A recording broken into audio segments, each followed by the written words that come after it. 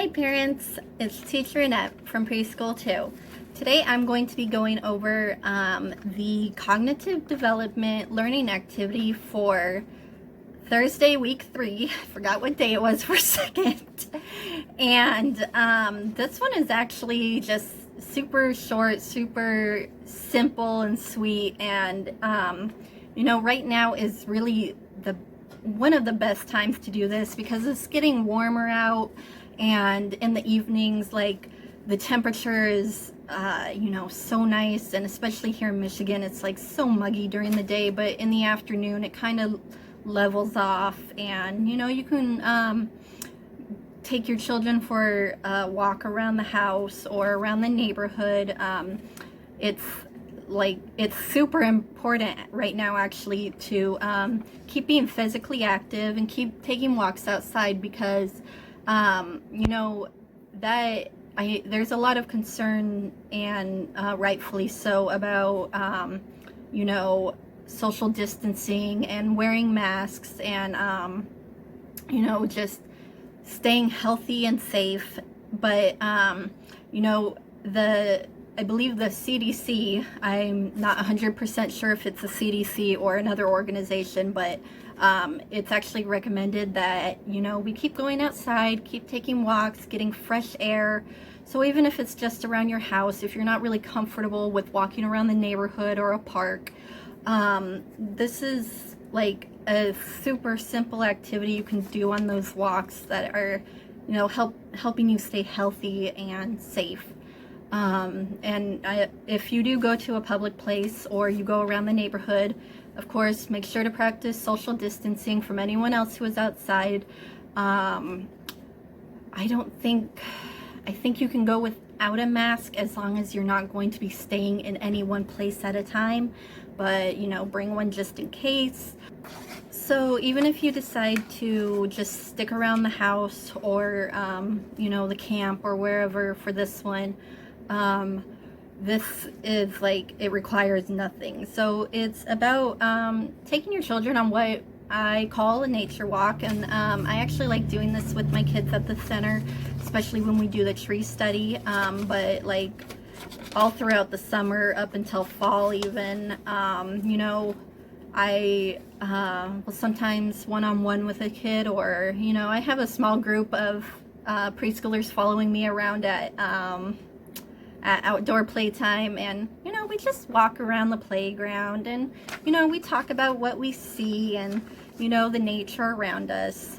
So again, this is another one that, like, it's divided into younger preschooler and older preschooler, but it's like you can do both of these things with your child depending on where you feel they're at.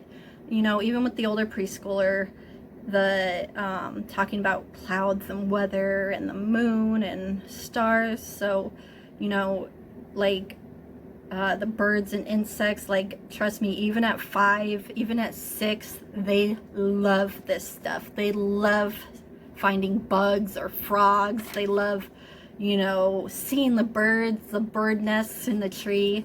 So I guess I should read the activity.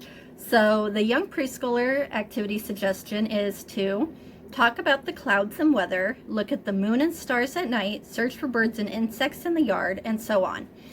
For the older preschooler, they suggest take a nature walk in the yard and talk about similarities and differences, categories of things, why certain seasonal or weather events occur, and so on. So again, like, your younger preschooler might not be able to understand those concepts yet, but it doesn't mean you can't introduce them. So maybe they can't tell you how a tree is similar to or different from a bush, but you can start talking about it, point out these things. You can say, like, oh, a tree and a bush are the same in that, the ways that they're the same, that they're similar, is maybe they both have green leaves, or maybe it's one of those fruit trees, and right now you have a flowering bush too, and the fruit tree is flowering, the bush is flowering. I know we're closer to summer now, so maybe not as much of the blooms and stuff and more of the buds, or even, you know, the actual fruit or whatever is starting to come in, but you know, those are good too. You can talk about like stones versus pebbles. Why do we call them different names? Or rocks versus pebbles, I guess. A stone would be bigger. Well, yeah, I mean, you could talk about the size difference. Like, well, why do you think we have a different name for the big, or why do you think we have a different name for a stone than a pebble? What's different about them? And you can point out size differences, texture differences.